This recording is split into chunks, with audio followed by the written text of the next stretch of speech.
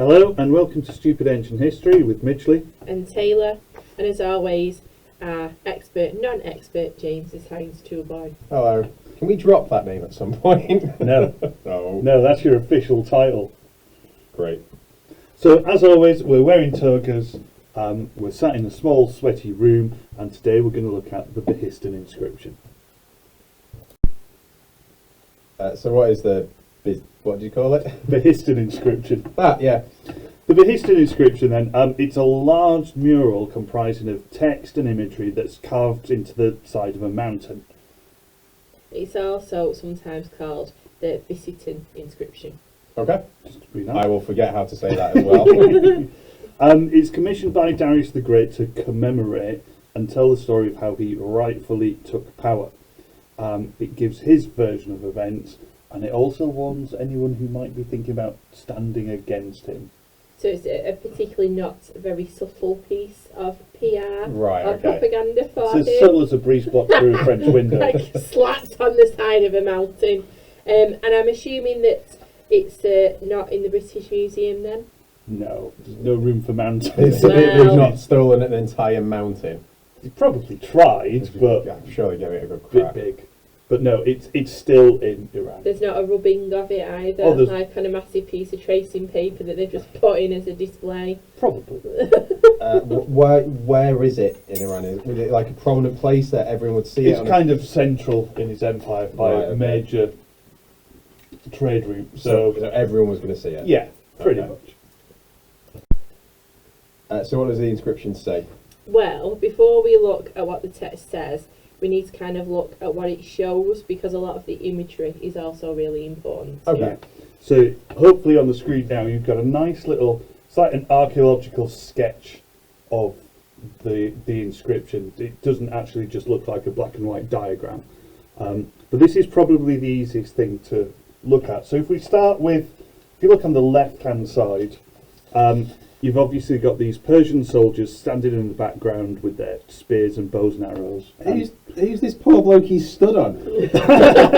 Well, obviously then we've got Darius stood on this poor bloke. I mean, this poor bloke is the usurper king. Also, He's the okay. big Smerdis. where are his legs? Because that looks a bit wrong, doesn't it? Helen, It I looks mean- like his legs are up Darius's Well, if you see, there's a skirt. foot poking out behind Darius's skirt. Who knows what's going on? Well, So I don't know. Does he not have ears on this thing? oh, yeah, it does look like he's got ears, so that gets rid of that story. So yeah, you've got Darius in his crown, stood on fake Smerdis, the usurper king. So he's clearly pointing out this is what happens. This is what happens. I strip you, I'm tie you gonna up, and stand on you. stand on you. Before other things are happening. Then in front of him, you've got all these chaps tied together by the neck. Their arms are bound, their necks are bound. We can guess what's going to happen. Similar with them. to Yeah, Smerdis. they're going to get stood on. I mean, these are the 9 rebel kings. I'm loving the little guy at the end with his jaunty little Santa hat on. Yeah, it's not that Darius hates Santa. That guy with the hat, he represents the Scythians, or the Scythians, if you want to say it phonetically, who were sort of in and out of the empire. What part of the world are they? They're kind of southern Ukraine. Ah, okay. That part of the world, we'll get to those later, don't worry. They come back. That sounds ominous. Oh yeah. But yeah, so these are the 9 rebel kings. They're all in chains. It's pretty clear the message he's trying to say about if you rebel against him, he's going to do one on you and your Santa hat. And then obviously above it, we've got the winged figure of Ahura Mazda overseeing everything. Say, this is all fine, this is all legit. And Darius is acting as he should do. I approve of what's going on Yes. beneath me. I will give my seal of approval to standing on Smerdis.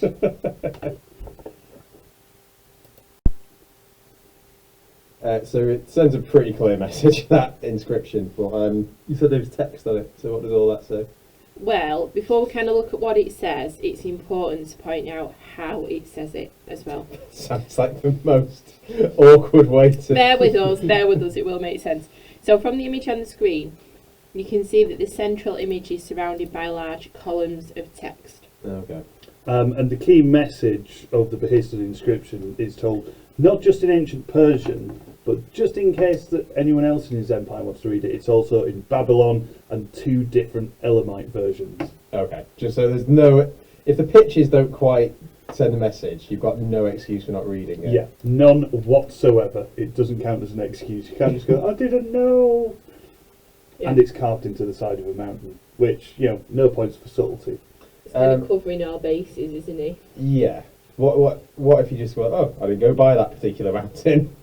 I don't think that's going to end quite well for you. So you've now told me how it says what it says. What does it actually say? I mean, you just need to keep calm, don't you? Just stay patient. It's ancient history. It's not supposed to all be really straightforward. It should be. It should be though. No, It's it's not. all in the build-up. Yeah, exactly. So, one of the first parts of the text is quite a substantial chunk of the material, is about how Darius rightfully overthrew the Magus Gaumata, who was feared by the people. Was that fake Smerdis? Yeah, he was. Smerdis was the brother, and he's called Smerdis by Herodotus, Bardia by others, but now Darius says his real name is Gaumata. Okay. So this guy's got more than a few names. Yeah, just to keep it all straightforward for everyone. Yeah. I'm glad you're consistent. So either way, Darius deposed the previous chap by the grace of the Ahura Master. So by the grace of God. By the grace of God, the god of Zoroastrianism, he got rid of this evil Smerdis Bardia Gaumata chap. That would be very handy, wouldn't it, to have Have God you- able to just make some people disappear. I mean, if he's Use hovering that. over you while you hog tie a naked man, why wouldn't he hover over you usually deposing another king? True, yeah. Didn't think of that.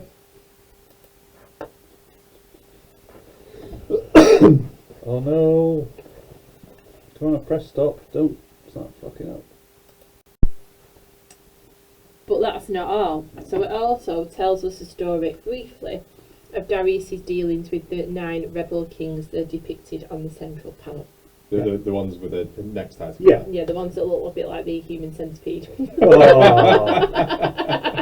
Oh dear. Don't give him ideas. No.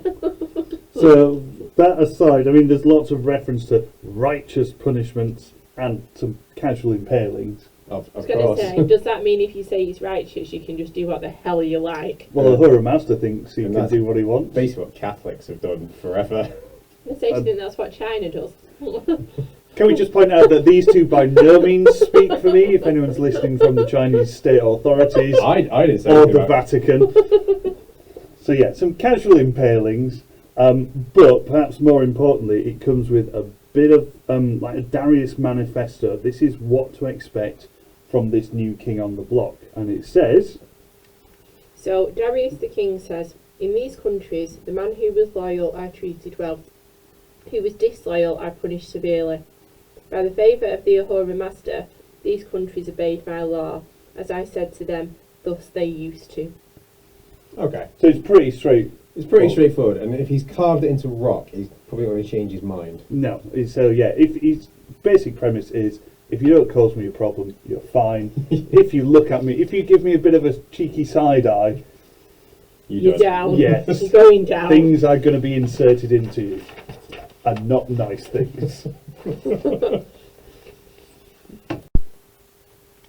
So why is this so important? Why do we care about it? Well, on the one level, it can reaffirm the story of Darius overthrowing the fake king Smerdis, Bardia, Gaumata, whatever you want to call him. Have you just whacked all those names together there? How do people refer to him when the historians are talking about him? Just go with Smerdis. Yeah. Smerdis, okay. Yeah. So, and it does give us some detail about the revolt of the 9 kings and what happened to them. Normally not things that were very nice, as it seems. It's also quite useful because it's another non-Greek source. And we haven't really got many of them, so kind of that's why it's so important. Yeah, but it is a Darius commission. Well, source. absolutely Yeah. it is. That's the next thing. So on this separate level that you've just already alluded to, the Behistun inscription is probably best seen as a piece of Persian or pro-Darius propaganda. It kind of sums up Darius's mission statement or his vision for this new Persian empire, Persia 2.0, as he's trying to reinvent it. So it's clearly setting out his boundaries and what he wants.